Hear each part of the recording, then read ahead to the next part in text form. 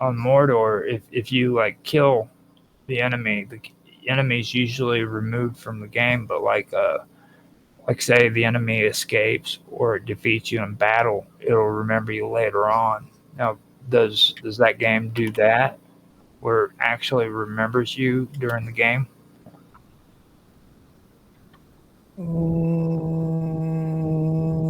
Again, very sort of rudimentary. It's a game that was made in probably 91, 92. I'm trying to remember what it's called now. But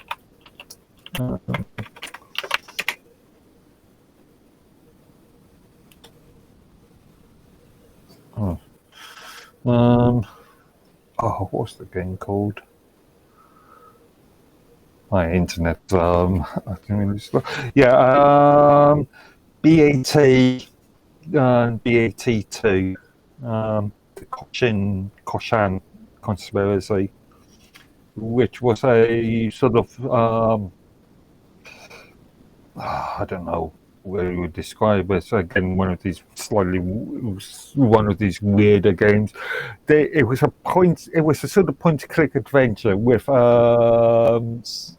some driving of car simulation and first-person, well, sort of first-person shooter elements, and that's which each of its sort of specialist thing was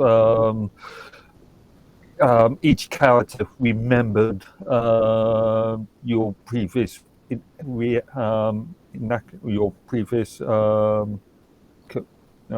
actions with them.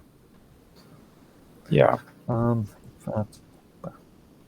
That's actually kind of what we're talking about. Mm-hmm. Now, like the system on here, the Nemesis system, it like allows the player to like influence the game world. You know what I'm saying? So like you create consequences and stuff like that for your actions.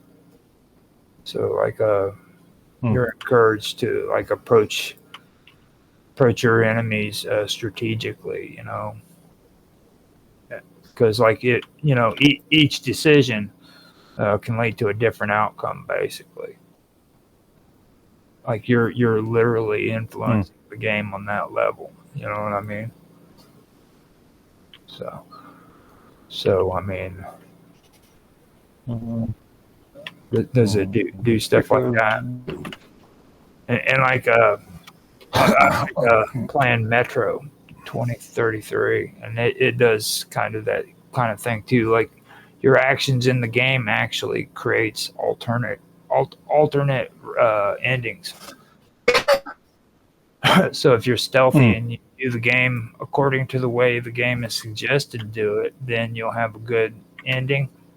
But if you're running through and killing and doing all this horrible stuff like I like to do while I'm playing that game, then the outcome comes out differently.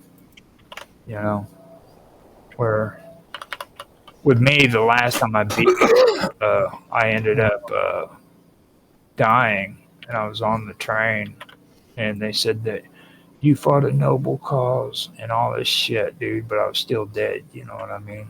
After beating the game, I thought, yeah, you are assholes. And you know what I did? I went ahead and played it anyhow. Played it again. Fair enough. Because that's how we roll. You know. That's better. So I've got. I'm trying to publish a URL here, and it's sort of screwed me up a bit. Okay, yeah, those two get. Those two. The last two links I stuck in this chat. I never played the first edition in the series, but I did play the second.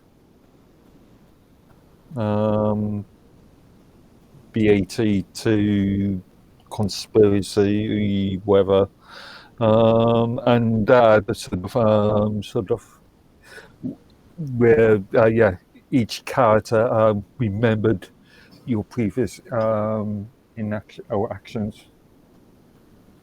Give me a second. Yeah, BAT video game, the bad Bureau of Astral Troubleshooters. That's cool. It's a futuristic point and click adventure game. Yeah. Well, it was point and click with a lot of other elements. Oh, I've never played the first game. I only played the second. So it would actually, now see this right here, to me it seems like it's more of a strategy game right here too. But it says, it's a role-playing video game. Yeah. So yeah. It was very early role-playing. Yeah. 90. The second version was one of those games that actually had a serial port adapter to play. You needed to have this piece of hardware stuck in the serial port of your machine, or I think joystick port of the machine. The joystick, I don't know what. Yeah, you remember the joystick ports. And that sort of act as sort of DRM sort of security sort of proof of purchase sort of thing. Mm-hmm. That was the old way of trying to catch you for hacking the game, basically. Yeah. They would always put pirates and piece. Yeah, they would always put fake shit. You have to have this physical piece of hardware to actually plug into your game or into your computer. Yep. I think when I was working for a college,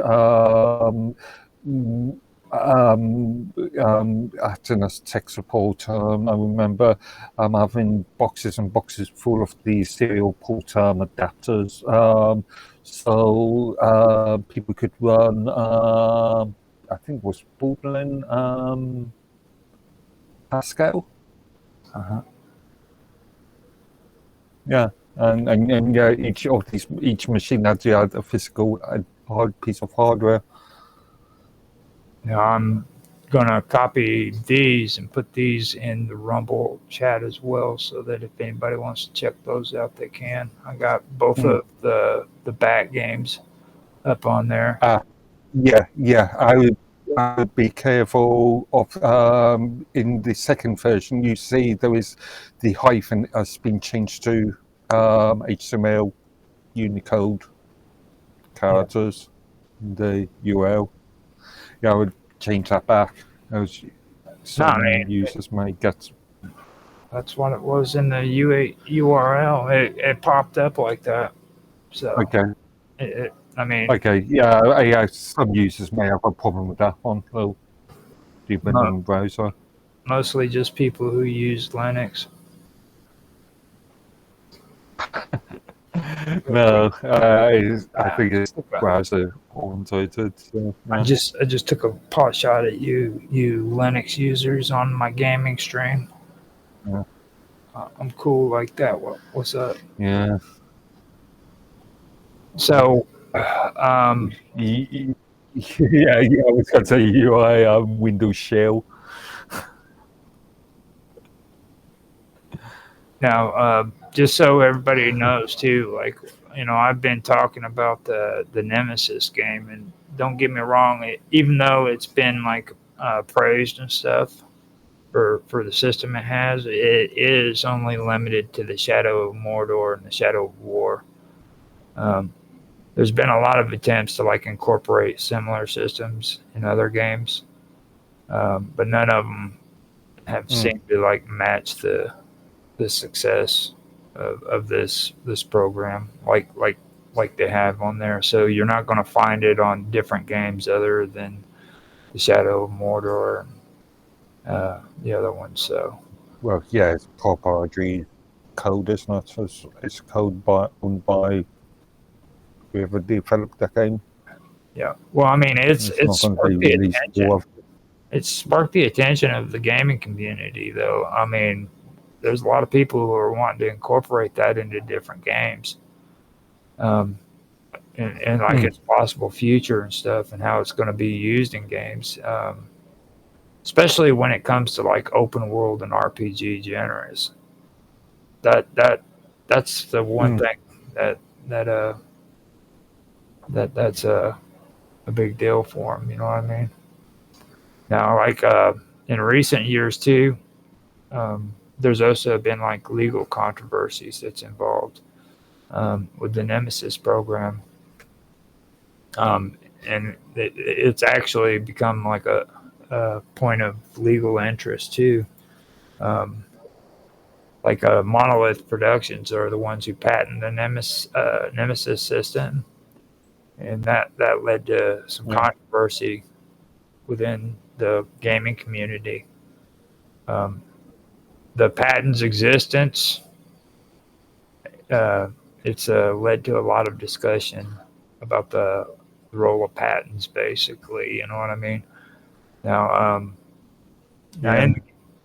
in the game, Monolith still exists. huh? Does Monolith still exist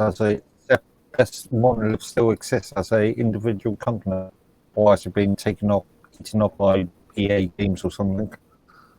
To be honest with you, I could not tell you about that. I could probably Google that and find out. Monolith. Yeah. Well, yeah, just go to Monolith's Monolith entry. Games. Now, that's actually a good question. No, the company's been a subsidiary of Warner Brothers since August of 2004. So, yeah, it's actually a part of Warner Brothers now. AOL Warner Brothers. AOL Warner. Yep. Come up with the actual name of the company it's called. But yeah. Now, like I said, when it comes to it, it's been a lot of discussion about the role of patents in the gaming industry. You know, especially in the relationship to like gameplay mechanics and stuff. Which in the gaming community, they're widely considered like to be, you know, a part of a common gaming, well, you know, like a lexicon, I guess you could say. And that's something that they're bringing up with it, you know, because it's really causing a big conversation on that whole thing when it comes to patents and patent laws. This raises like concerns about how game mechanics should be treated in terms of like intellectual property and stuff of that nature. So, because depending on the license of the code. Well, this is why I always go on to YouTube, software licenses and so forth. The way these gaming companies have been doing stuff, though, it really a lot of the stuff like that you talk about, and like when it comes to patents and everything, they really don't, or they never really have played by those rules. You know what I mean? Now they've had to contend with copyright infringement and stuff like that when they're developing their games. But other than that, like they never like got all crazy about how the freaking gaming mechanics, gameplay mechanics and everything were considered when it came to like patents and freaking intellectual property and stuff.